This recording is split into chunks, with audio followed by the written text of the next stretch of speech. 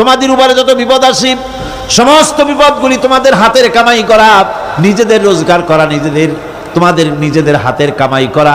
ওই হাতের কামাই করার কারণে সেগুলির জন্য যে আযাব হওয়া উচিত ছিল আমি অনেকগুলি ক্ষমা করে দেই, সব তোমাদের হাতের কামাইয়ের জন্যই বিপদ হয়, আর অনেকগুলি তো আমি ক্ষমা করে দেই। কথায় কথায় যদি প্রত্যেকটা ব্যাপারেই শাস্তি দিতাম তাহলে পৃথিবীতে শ্বাস ফেলার সময় তোমরা পেতে না। আল্লাহ পাক হচ্ছেন সেজন্য রহমান, আর তিনি রহিম। কিয়ামতের দিনের জন্য এই পৃথিবীতে মানুষ গুনাহ করা স্বাভাবিক, কিনা কর, সব মানুষই গুনাহ করে। এই গুনাহগার যত বড় গুনাহগার হোক না কেন, গুনাহগার যখন তওবা করে, তওবার অনুভূতি যখন আসে এবং সে যখন অনুশোচনা করে, তখন তার অপরিসীম দয়া সেই অনুশোচনাকে কবুল করে নেয়। অনুশোচনার এক বিন্দু অশ্রু গুনাহগারের অনাচারের সমস্ত দাগ মুছায় দেয়, মনে হয় যেন তার আমলনামায় কোনো দাগই ছিল না। সুবহানাল্লাহ। এজন্য বলা হয়েছে তাইবু মিনাজ যামবি কামান লা যামবা লাহু। গুনাহ থেকে যে তওবা করে মনে হবে তার সে কোনো গুনাহই করেই নাই, আমার বন্ধুগণ, আল্লাহ পাক কেমন রহিম। এই পৃথিবীতে মানুষ যত অপরাধ করে সেই অপরাধ বাপের সাথে করুক, মায়ের সাথে করুক, ওস্তাদের সাথে করুক, পীরের সাথে করুক, অপরাধ করলে পরে কেউ বলে না যে কাছে আয় ক্ষমা করে দেই। কেউ বলে নাকি? কেউ বলে না। আল্লাহ পাক কেমন রহমান, এমন রহিম। বান্দা যখন গুনাহ করে আল্লাহ পাক গুনাহগারদেরকে ডাকেন, চুরি করেছিস, গুনাহ করেছিস, মদ খেয়েছিস, জেনা করেছিস, জুয়া খেলেছিস, হত্যা করেছিস, কুফরি করেছিস, শিরক করেছিস, যত রকমের পাপ করিস না কেন, ফিরে আয়, চোখের পানি ফেল, আমি আল্লাহ রব্বুল আলামিন মাফ করে দেব। কোরআনে কারীম বলছে ইল্লা মান তাবা ওয়া আমানা ওয়া আমিলা আমালান সালিহান ফাউলাইকা ইউবাদদিলুল্লাহু সাইয়্যাতিহিম হাসানাতিন ওয়া কানাল্লাহু গফুরার রহিমা। কিন্তু যে ব্যক্তি তওবা করেছে এবং ঈমান এনে পরবর্তীকালে ভালো কাজ করেছে, তাদের মন্দ কাজগুলি আল্লাহ পাক ভালো কাজ দিয়ে বদলায় দিবেন। এত বড় একটা কথা শুনে সুবহানাল্লাহ মুখ থেকে বেরোলো না? গুনাহগার যত গুনাহ করেছে সে যদি তওবা করে, ওই সব গুনাহ যদি না করে, তার সাইয়্যাতগুলি আল্লাহ পাক হাসানাত দিয়ে বদলায় দিবেন। মানুষেরা চুরি করে, ডাকাতি করে, জেনা ব্যভিচার করে, যা কিছুই করে থানায় ধরা পড়লে তারপরে তার বিরুদ্ধে চার্জশিট হলো, এরপরে তার জেল হলো, ছাড়া পেল, আবার অন্যায় করলো, আবার ধরা পড়লো, যতবার জেল হলো ততবার ছাড়া পেল, কিন্তু থানায় দাগী আসামিদের খাতায়, চোরের খাতায়, ডাকাতের খাতায় নামটা তার মোছা হয় না, থানায় নামটা থেকেই যায়। কিন্তু আল্লাহ রাব্বুল আলামিন এমন এক বিচারক, এমন রহমান, এমন রহিম। মানুষ যদি গুনাহ করে, যত বড় গুনাহ করুক, এই গুনার পরে সে যদি অনুশোচনা করে, তওবা পড়ে, গুনাহ থেকে যদি ফিরে থাকে, আর যদি সেই গুনাহ না করে, আল্লাহ পাক বলেন শুধু মাফ করি না, গুনার খাতায় যে নামটা ছিল নামটাও আমি আল্লাহ মুছে ফেলে দেই। এই হচ্ছে রহমান, এই হচ্ছে রহিম, এই হচ্ছে তার অফুরন্ত দয়া, যে দয়ার কোনো শেষ নাই।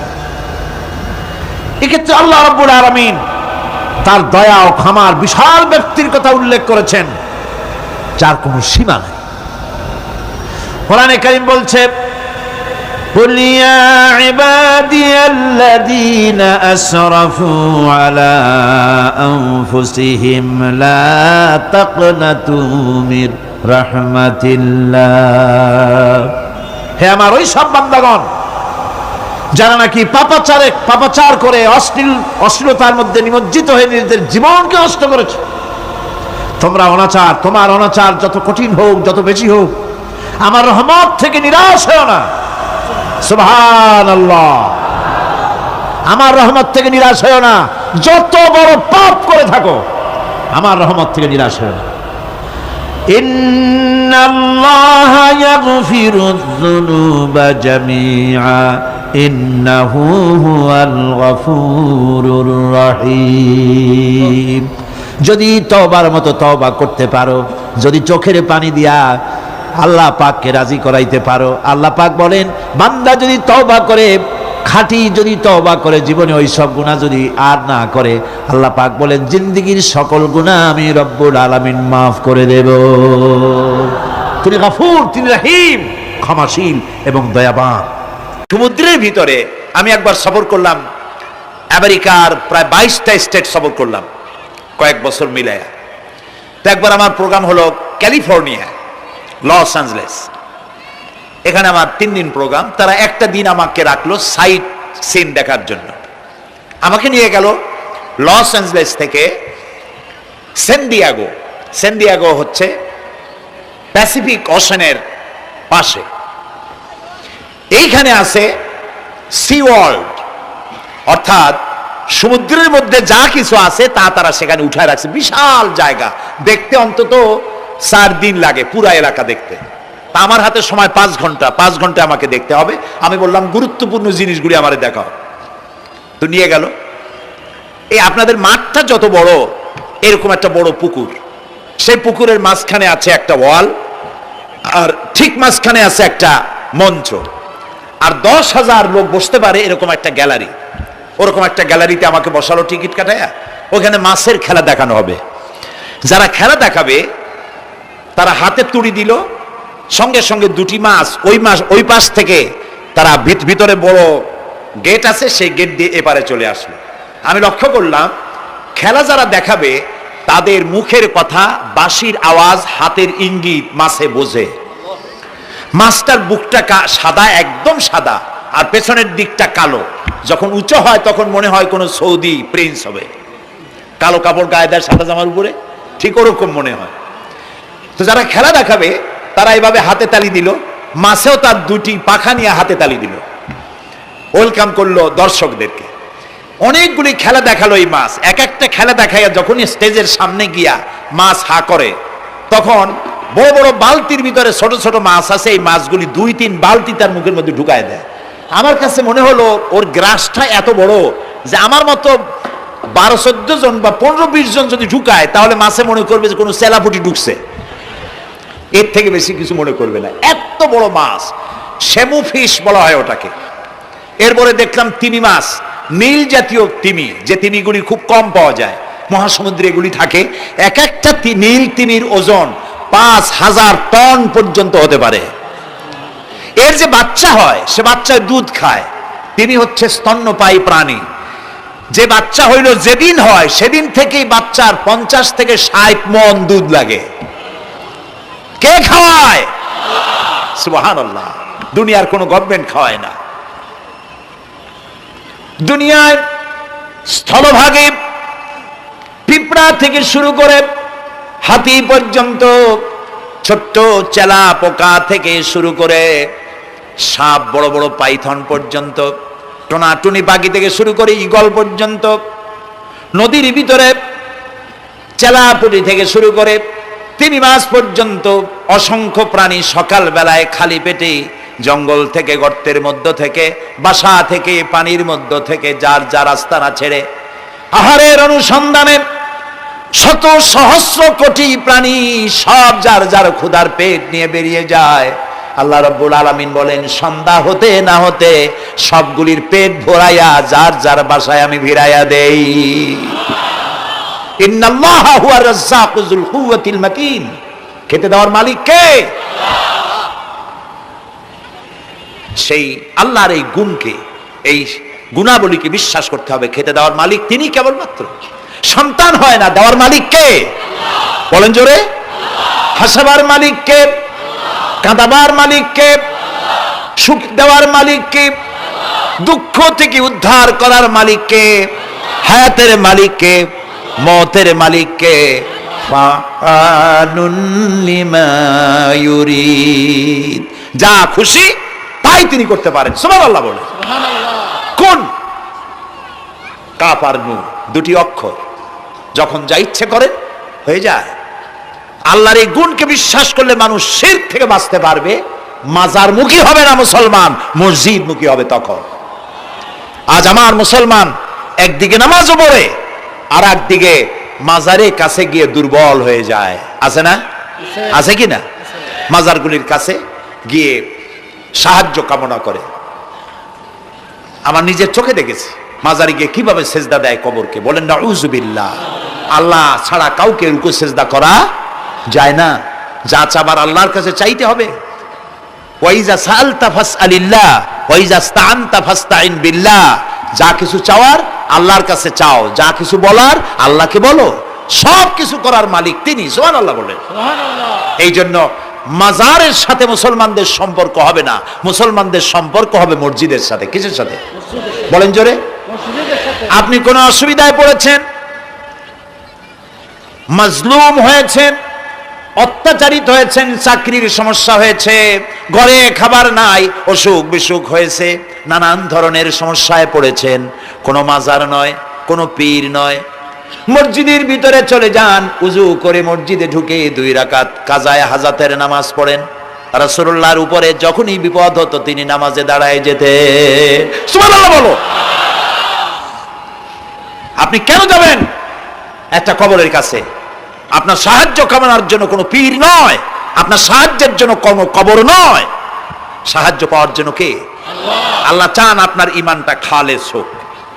আল্লাহ তাআলা এটা বরদাস্ত করতে পারেন না যে মানুষ কারো কাছে গিয়া আরেকজনের কাছে গিয়ে নতি স্বীকার করুক। আল্লাহ সহ্য করেন না। ইন্না শিরকা লাযুলমুন আযীম। শিরক হচ্ছে মস্ত বড় জুলম, অত্যাচার।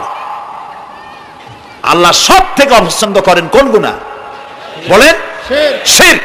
আল্লাহ সহ্যই করেন না। কেন করেন না? একটা যুক্তিতে আসে। যারা বিবাহ করেছেন তাদের স্ত্রী যদি স্বামীর সাথে যে ধরনের হাসি খুশি প্রেমের আদান প্রদান করে, স্বামী ছাড়া যদি আরেকজন পুরুষের সাথে এরকমের ভাব বিনিময় করে, ফোনে কথা বলে, প্রেম করে, খুব সুন্দর করে ভালোবাসা দিয়ে যদি চিঠি লেখে অন্য পুরুষের কাছে অথবা প্রেম নিবেদন করে, তাহলে স্বামীদের অবস্থা কেমন হবে বলেন? এইটার জবাব দিতেও যদি দেরি হয় তো খুবই কুলক্ষণ। হ্যাঁ, ভয়ানক হবে, ভয়ানক হয়ে যাবে। নিজের চরিত্র যতই যা হোক, বউর চরিত্র ভালো চাই। আচ্ছা বলেন তো, স্ত্রী আপনার সঙ্গে যেভাবে প্রেমের হাসি হাসে, প্রেম নিবেদন করে, ওই রকম আরেকটা পুরুষের কাছে সাথে করলে আপনার সহ্য হয় না কেন? আপনি স্ত্রীর উপরে আপনার অধিকারটা কতখানি, কি জন্যে? আপনার স্ত্রীর যে হাসি, যে মিষ্টি হাসি, যা আপনার প্রাণ কেড়ে নেয়, ওই হাসিতে আপনার কোনো অবদান আছে? বলেন। তার যে টানা টানা চোখ, সুন্দর ভ্রু, মাথায় অনেক লম্বা চুল, শরীরটা সুন্দর, যৌবন, রূপ, এর ভিতরে আপনার কোনো অবদান আছে? হ্যাঁ আছে, একটু তো আছেই। আপনি যে মুখ দিয়ে বউটা হাসে, সেই ঠোঁটে একটু লিপস্টিক লাগাইছেন। যে চোখের জন্য আপনি পাগল, সেই চোখে একটু কাজল লাগাইছেন। শরীরটাকে পেঁচাবার জন্য সুন্দর একটা শাড়ি কিনে দিছেন।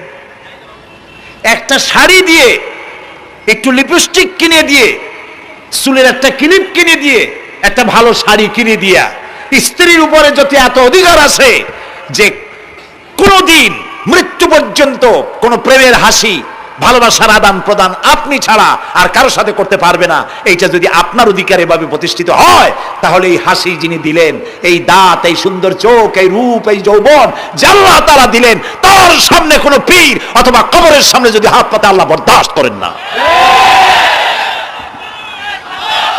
কথা কি বুঝে আসছে? কথা বুঝে আসছে? আলহামদুলিল্লাহ বলেন। আলহামদুলিল্লাহ।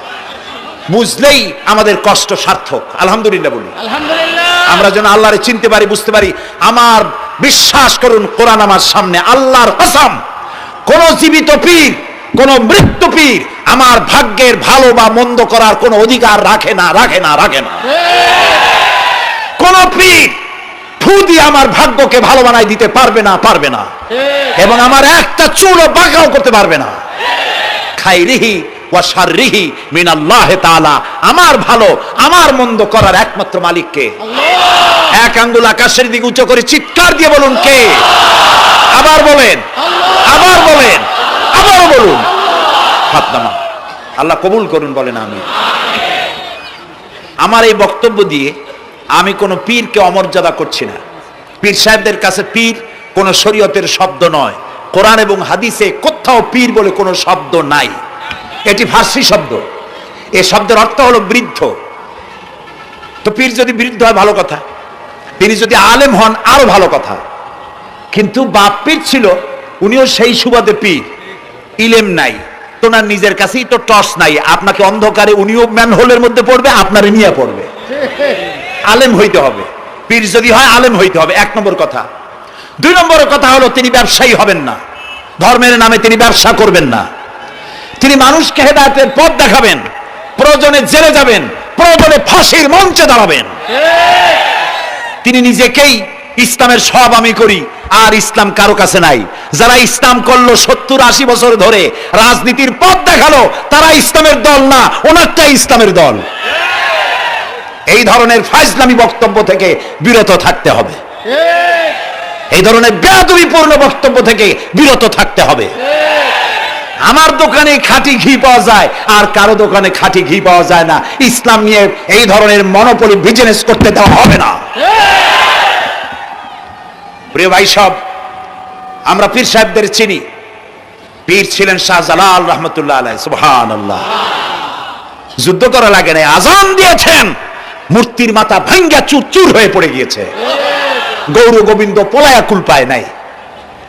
লোকেরা যায় তার মাজারে গিয়ে গজাল মাছ জিয়ারত করে আসে, কিন্তু তরবারিটা দেখে আসে না। দোধারি তরবারি এখনো আছে। সুবহানাল্লাহ বলেন। পীর ছিলেন হযরতে বাহাউদ্দিন নকশবন্দি, মুজাদ্দিদ আল ফিসানি রহমতুল্লাহ আলাইহি, বড় পীর আব্দুল কাদের জিলানী রহমতুল্লাহ আলাইহি, খাজা মঈনুদ্দিন চিশতি রহমতুল্লাহ আলাইহি, খানজাহান আলী রহমতুল্লাহ আলাইহি। কত ওলিউল্লাহর মাজার দিয়ে আমার দেশ ভরা। আলহামদুলিল্লাহ কর। আলহামদুলিল্লাহ। আরে একদিকে মানুষকে মুরিদ বানায়া মুরিদের টাকা দিয়ে নিজেদের পকেট ভরেন নাই। ওনারা এরকম করতেন না, এইরকম করতেন। আর রাসূলুল্লাহ বলেছেন এই রকমের হাতের মর্যাদা নাই, এই হাতের মর্যাদা। আমি পীর দেখছিলাম, বাইতুল শরীফের পীর হযরত শাহ আব্দুল জব্বার সাহেব, আল্লাহ তাআলা জান্নাতুল ফেরদাউসের মেহমান বানায়নি। এই বাংলাদেশে শত শত মসজিদ, মাদ্রাসার এতিমখানা তৈরি করে গেছেন। সুবহানাল্লাহ। বৃষ্টির মৌসুমে চট্টগ্রামের বাড়ি তার, 14 বছর মাদ্রাসায় ওয়াজিদিয়া চট্টগ্রামে 14 বছর বুখারী শরীফ পড়িয়েছেন। কি মানের আলেম, খালি পীর না। মুরিদরা যত টাকা দিত, এই টাকা দিয়ে বড় বড় মাদ্রাসা মসজিদ করেছেন। আর বৃষ্টির সময় সাথী সঙ্গী নিয়ে বস্তি এলাকায় যেতেন, পলিথিন দিয়া ছাওয়া, বাচ্চা আর তার স্বামী নিয়ে কাতরায় এক কোনায় বসে আছে, খাবার নাই, চাউল নাই, অসুস্থ, তাদের চাউল দিয়ে আসতেন, তাদের রান্না করার শাকসবজি দিয়ে আসতেন, ওষুধ দিয়ে আসতেন, হাড়ি পাতিল দিয়ে আসতেন। বন্যা হলে, তুফান হলে টাকা উজাড় করে যা মুরিদরা দিত সবগুলি উজাড় করে মানুষের খেদমত করতেন। সুবহানাল্লাহ। কাজী যারা জামায় অনেকগুলো পকেট সমানে নিতে থাকে আর ভরতে থাকে এইভাবে করে, এই ব্যবসায়ীদেরকে পরিত্যাগ করতে হবে। পীর হচ্ছে ওই সমস্ত লোক যারা নাকি ধর্মের নামে ব্যবসা করে না, বরং আল্লাহর দ্বীনকে প্রতিষ্ঠা করার জন্য কথা বলে। প্রিয় ভাই সব, আমাদের জেহেন সাফ করতে হবে, পরিষ্কার করে বুঝতে হবে আমার ভালো আমার মন্দ কে করতে পারেন? আল্লাহ। সম্রাট শাহজাহান নাম শুনেছেন? কোথার বাদশা বলেন? দিল্লির সম্রাট। সম্রাট শাহজাহান, পৃথিবী জোড়া নাম তার। কবি বলছেন, শাহনে জাহাं को जिन्हें फख्र से देते थे बाज, वाज कब्र में है सूरह अलहम्दु की मोहताज। যে শাহজাহানকে কর দিয়া ট্যাক্স দিতে পারলে জনগণ নিজেদেরকে গৌরবান্বিত বলে মনে করত, সেই শাহজাহান কবরে শুয়ে আছে, সূরা ফাতিহার মুহতাজ হয়ে আছে। সুবহানাল্লাহ। যদি কেউ আমার কবরের কাছ থেকে হেঁটে যাইতো আর একটু সূরা ইখলাস পড়ে সবরেসানি করতো, আমি কিছু পাইতাম। আহারে, এই এতিম ফকির হয়ে শুয়ে আছে। এক ফকির দিল্লি ঘুরতেছে, একজন বলছে, ভাই তোমারে তো খয়রাত করে দেখতেছি আমি সেই ছোটবেলা থেকে, খালি তুমি খয়রাত করো। একটা জিনিস আপনারা মনে রাখবেন, গরিব, আজকে যারা গরিব পরিশ্রমের মধ্য দিয়ে কালকে তারা ধনী হতে পারে, কিন্তু যারা ভিক্ষুক যারা ভিক্ষা করে জিন্দেগিতে কোনোদিন তারা বড় হতে পারবে না। ভিক্ষা করা যাদের অভ্যাস, জীবনেও বাড়ি করতে পারবে না, জীবনেও ধনী হইতে পারবে না, কিন্তু গরিব ধনী হইতে পারবে। কারণ হলো আল্লাহর কাছে দুইটা বৈধ জিনিস অত্যন্ত ঘৃণিত। কয়টা? একটা হলো তালাক, আর একটা হলো ভিক্ষাবৃত্তি, মানুষের কাছে চাওয়া। আল্লাহ পছন্দ করেন না। তো ভিক্ষুক ঘুরতেছে, একটা লোক বলল, মিয়া তোমার তো সারা জীবনই খরচ করতে দেখি। খরচ করবো না, করবো কি? যার কাছে যাই সে দেয় 4 আনা 2 আনা 1 টাকা, এর বেশি তো দেয় না, তেদি আমি কেমনে বড় লোক হবো? কয় যে তুমি বাদশারের চোখে দেখো না, বাদশারের চোখে দেখো না। কয় বাদশার কাছে কি আমার মতো লোক যাইতে পারে নাকি? কল না, যাইতে হবে, যাও। বাদশা একবার যাবা, এমন দেওয়া দেবে জীবনে আর তোমার খরচ করা লাগবে না। পাতি শিয়ালের পিছনে ঘুরে তো লাভ নাই। পাতি শিয়ালে খায় মুরগি, তোমার একটা ঠ্যাং দেবে, দাঁতের খেলালের কাজ হবে না। বাঘের পিছনে ঘোরো, বাঘে খায় গরু আর হরিণ, একটা রান দিলে তুমি 1 সপ্তাহ খাইতে পারবে। কাজে ঘুরতে গিয়েও বোঝা উচিত কার সাথে ঘুরি। তো বলছে বাদশার কাছে যাও। তো বাদশারে পাবো কই? কই তো দেখলাম কেবল মসজিদে ঢুকলো। তারপরে ফকির গিয়ে দাঁড়ায় আছে বারান্দায়, দেখে যে উনি বাদশা ভেতরে বসে হাত তুলে আছে ভাবে, আর চোখ দিয়া পানি পড়ে দাড়ি ভিজে ভিজে পড়তেছে। নামাজ শেষ করে, মোনাজাত শেষ করে বাদশা বেরিয়েছেন। কোন বাদশা? শাহজাহান। বাইরে আসার পর ফকির বলল আসসালামু আলাইকুম, বলে ফকির রওনা করছে। বাদশা বলে দাঁড়াও, তুমি যে রওনা করলা, তোমার তো ভিক্ষুক মনে হয়, আর লোকেরা যারা ভিক্ষুক না তারাও তো আমার কাছে চায়, আর তুমি তো ভিক্ষুক, চাইলে না কেন কিছু? ভিক্ষুক বলে জাহাপানা, আমি কিছু চাইতে এসেছিলাম আপনার কাছে, কিন্তু আপনার করুণ অবস্থা দেখে আমার জ্ঞানের চোখ খুলে গিয়েছে। আমি দেখতে পেলাম আমি যার কাছে চাইতে এসেছি, আমি তো কান্দি না, হাতও বাতি নাই। যার কাছে চাইতে আসতাম দিল্লির সম্রাট, আবার কোন সম্রাটের কাছে হাত পেতে ভিক্ষুকের মতো কি জানি চায়, আর চোখ দিয়া পানি পড়ে দাড়ি ভিজে ভিজে পড়ছে। আমার জ্ঞানের চোখ খুলে গেছে, দুনিয়ার বাদশার কাছে আর চাইবো না। বাদশা কান্দে যে বাদশার কাছে, তার কাছেই চাইবো। প্রিয় ভাই সব, এই জন্যে জিহ্ন সাফ করে ফেলুন। দুনিয়ার কোনো মানুষের জন্য, মানুষের কাছে নয়, কোনো কবরে নয়, কোনো কারো কাছে নয়, আল্লাহ তাআলার কাছে আমরা নামাজের মধ্যে ঘোষণা করেছি, ইয়াকা না'বুদু ওয়া ইয়াকা নাস্তাঈন। আল্লাহ তাআলা তোমার একমাত্র ইবাদত করি, তোমার কাছে সাহায্য চাই। কাজে সাহায্য আল্লাহর কাছে। কার কাছে চাইবো বলে? আল্লাহ আমাদের ঈমান পোক্ত করে দিন। আমরা বলি আমিন, আমরা বলি আমিন। অসুখ বিসুখ হইলে পরে ধৈর্য ধরবেন। অনেক মানুষ আছে জ্বর হইলে কয় যে এত নামাজ পড়ি, খালি জ্বর আমারই হয়, এত রোজা রাখি, ভালো ভালো কাম করি, আমার ছেলের অসুখ মোটে সারি না। এই জাতীয় কথা বলবেন না। মুমিনের পায়ে যদি কাঁটাও ফোটে, সওয়াব থেকে খালি নাই। সুবহানাল্লাহ। ধৈর্য ধরতে হবে। কাঁটা ফুটছে, বলেন ইন্না লিল্লাহ। আজাবান লিল মুমিন, মুমিনের জন্য বড়ই আশ্চর্য ব্যাপার, বিপদ হইলেও শুকর আদায় করে, আর সুখে থাকলেও শুকর আদায় করে। সুবহানাল্লাহ বিহামদি। বিপদ আসলে সে বলে ইন্না লিল্লাহি, বলেন ইন্না লিল্লাহি ওয়া ইন্না ইলাইহি রাজিউন। আর যখন শান্তি আসে বলে আলহামদুলিল্লাহ। দুই অবস্থায় তার জন্য নিয়ামত আল্লাহর তরফ থেকে সে পায়, আলহামদুলিল্লাহ। প্রিয় ভাই সব, তো আল্লাহর উপর ঈমান আনার জন্য কয়টা শর্ত বলছিলাম? এই যে প্যাচ লেগে গেছে, কয় যে 3টা। আল্লাহর উপর ঈমান আনার জন্য শর্ত কয়টা? 4টা। 4টা বলছি কয়টা? 2টা। আরেকটা হচ্ছে আল্লাহর কুদরত এ বিশ্বাস করা। আল্লাহর কুদরত মানে শক্তি। আল্লাহর কিছু বিশ্বাস করবেন, বলেন জোরে? শক্তি। আকাশ এবং জমিনে শক্তিশালী কে? কিন্তু আমার দেশের জনগণ, কিছু কিছু রাজনীতিবিদরা বলে জনগণই নাকি সকল ক্ষমতার, সকল শক্তির উৎস। কি পাগল! তুমি ক্ষমতার উৎস? নাকের মধ্যে ময়লা, দাঁতে ছাতা, পেটের মধ্যে দুর্গন্ধ ভরা, ক্ষমতার উৎস? আশ্চর্য কথা। এই যে ক্ষমতার উৎস, হাজার হাজার লোক এখানে বসা, 2টা ভাউয়া ব্যাংক যদি 2 কোণা দিয়ে ঢোকে, ভাউয়া ব্যাংক চেনেন?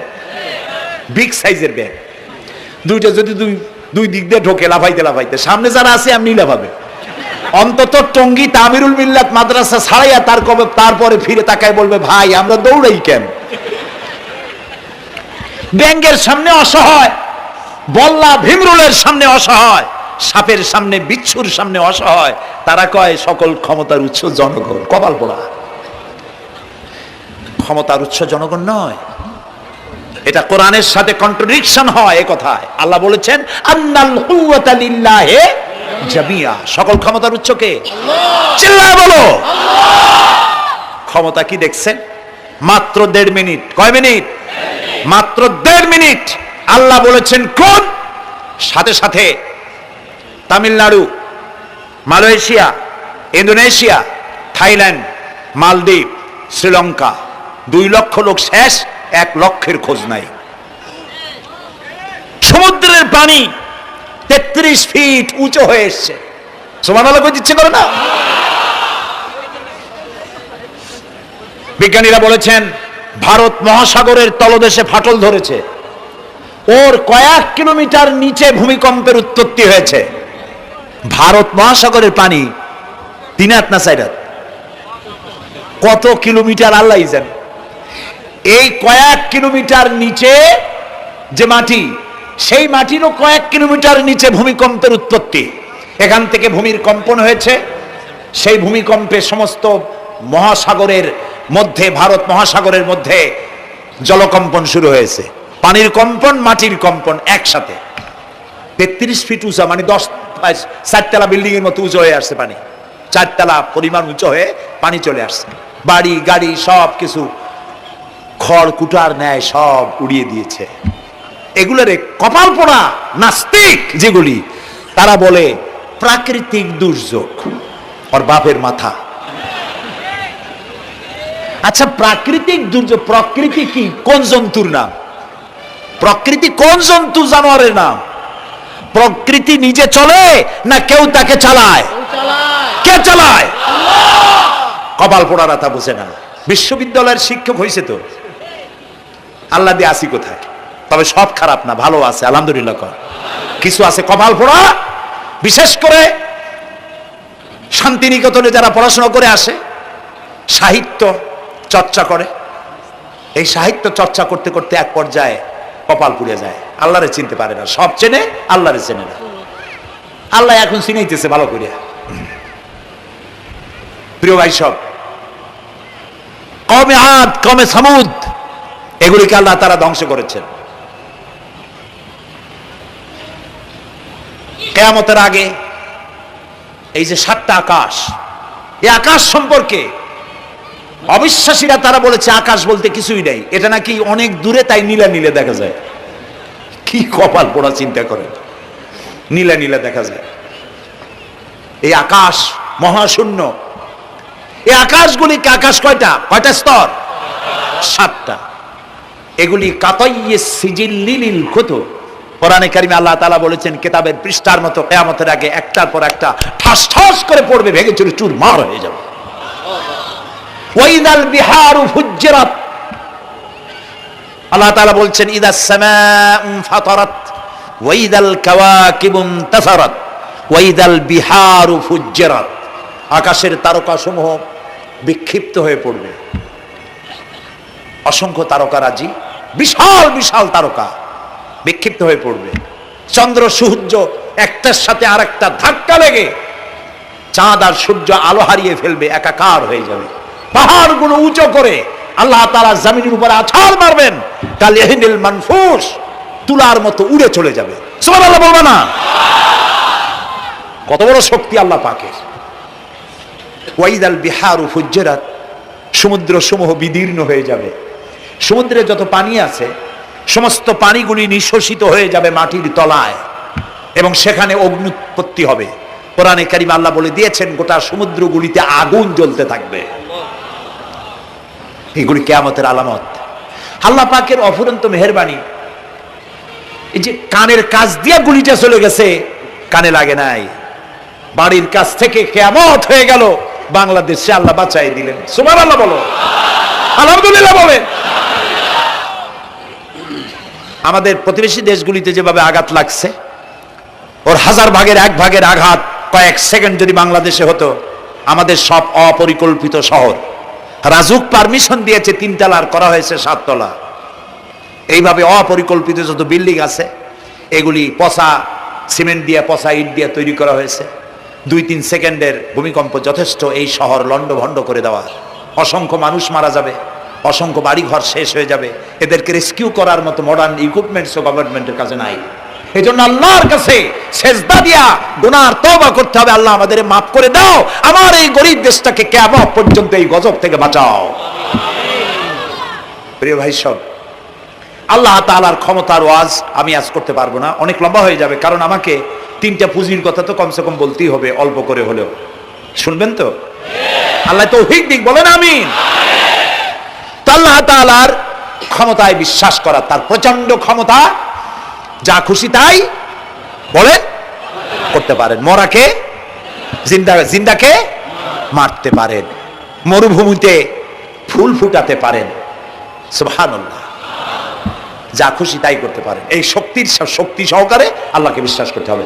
4 নম্বরে আল্লাহর হুকুম এবং হাকাম, আদেশ নিষেধ। আমি আল্লাহরে বিশ্বাস করি, এই কথার কোনো দাম নাই যদি তার আদেশ না মানি, এই কথার কোনো দাম নাই যদি তার নিষেধকে আমি আমার জীবনে প্রত্যাহার না করে চলতে পারি। মুসলমান বলে দাবি করার কোনো মূল্য নেই। একদিকে নামাজ পড়ি, আর একদিকে ওজনে কম দেয়, খাদ্যে ভেজাল দেয়, বেপরদা করি, মিথ্যা কথা বলা হয়, ওজনে কম দেয়, খাদ্যে ভেজাল দেয়, জমিনের আইল ঠালে আমানতের খেয়ানত করে, আল্লাহর হুকুম মানা হলো না, রাসূলের আদেশ মানা হলো না। আল্লাহর উপর ঈমান আনার জন্য 4র্থ শর্ত হচ্ছে আল্লাহ যা বলেছেন মাথা নত করে মেনে নিতে হবে, বলতে হবে সামি'না ওয়া আতা'না। বলেন সামি'না ওয়া আতা'না, শুনলাম আর মেনে নিলাম। বলেন তো জোরে, শুনলাম আর মেনে নিলাম। সুবহানাল্লাহ বলেন। মুমিনেরা এই প্রশ্নই করবে না মদ হারাম কেন, মুমিনেরা এই প্রশ্নই করবে না জুয়া হারাম কেন, মুমিনেরা এই প্রশ্নই করবে না জেনা হারাম কেন। একটাই জবাব, মদ হারাম কেন? আল্লাহ হারাম করেছেন তাই হারাম। জেনা হারাম কেন? আমার আল্লাহ হারাম করেছেন তাই হারাম। জুয়া হারাম কেন? আমার আল্লাহ হারাম করেছেন তাই হারাম। কোনো যুক্তি নাই। যুক্তির, আল্লাহর নিষিদ্ধ জিনিসে যুক্তি তালাশ করে কেবলমাত্র শয়তান। আল্লাহর আদেশ নিষেধের যুক্তি তালাশ করে কে? শয়তান। মুমিনের কাজ হলো সামি'না, বলেন, ওয়া আতা'না, শুনলাম আর মানলাম, বাস, শেষ কথা, খালাস। এই গেল 4টি শর্ত পুরো হয়ে গেল। এই 4টি শর্ত যদি পূরণ করতে পারি তাহলে আল্লাহরে বিশ্বাস করছি এটা প্রমাণিত হবে, এটা জাস্টিফাই হবে, এটা সত্যতা প্রমাণ হবে যদি আল্লাহর হুকুম মতো। 1 নম্বরে হলো, আমি আবার কথাটা প্যাকেট করে দিই যাতে করে আপনারা বাড়ি নিয়ে যাইতে পারেন। আল্লাহর উপরে ঈমান এনেছি, এই কথাটাকে কমপ্লিট করার জন্য শর্ত কয়টা? 4টা। 1 নম্বরে আল্লাহর অস্তিত্বে বিশ্বাস, বলেন আল্লাহর অস্তিত্বে বিশ্বাস। 2 নম্বরে আল্লাহর গুণাবলীতে বিশ্বাস। 3 নম্বরে আল্লাহর ক্ষমতায় বিশ্বাস। 4 নম্বরে আল্লাহর আদেশ এবং নিষেধে বিশ্বাস, মান্য করে চলা। আল্লাহ যেন এই তৌফিক আমাদের দেয়, বলেন আমিন। আল্লাহ রাব্বুল আলামিন দুনিয়ায় শান্তি, আখিরাতে জাহান্নাম থেকে মুক্তি দেওয়ার জন্য আল্লাহ পাক আমাদেরকে একটা ব্যবসার কথা বলেছেন। ওই ব্যবসায় পুঁজি কয়টা? বলেন। 3টা পুঁজি। বলছি কয়টা? দেখেন যে কেমনি প্যাঁচ লাগে। বলছি মাত্র একটা, সে একটা ডাল বাইর করছি 4টা। এবার আসেন মূল পয়েন্টে। এবার দ্বিতীয় পয়েন্ট, রাসূলের প্রতি ঈমান। আমরা তো রাসূলের প্রতি ঈমান আনছি কিনা বলেন? রাসূলের প্রতি ঈমান এনেছি।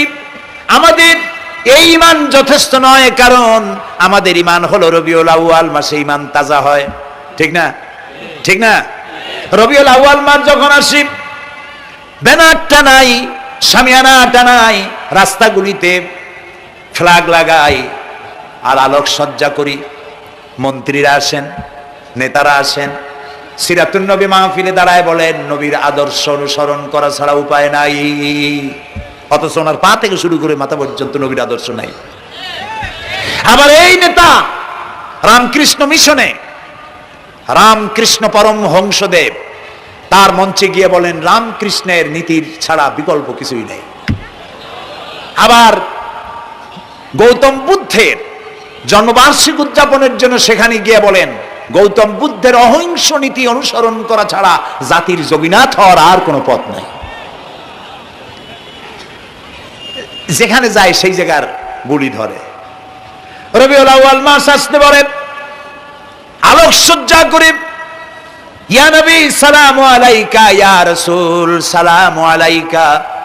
এরপরে গরম গরম জিলাপি রাসূলুল্লাহকে বুঝায় দেওয়া হলো, হে রাসূল আপনি তাকিয়ে দেখেন কত মহব্বত আপনারে করি, আপনার মহব্বতের জন্য আমাদের শহরের কোন মিষ্টির দোকানে আর মিষ্টি নাই, সব আমরা খাইয়া শেষ করছি।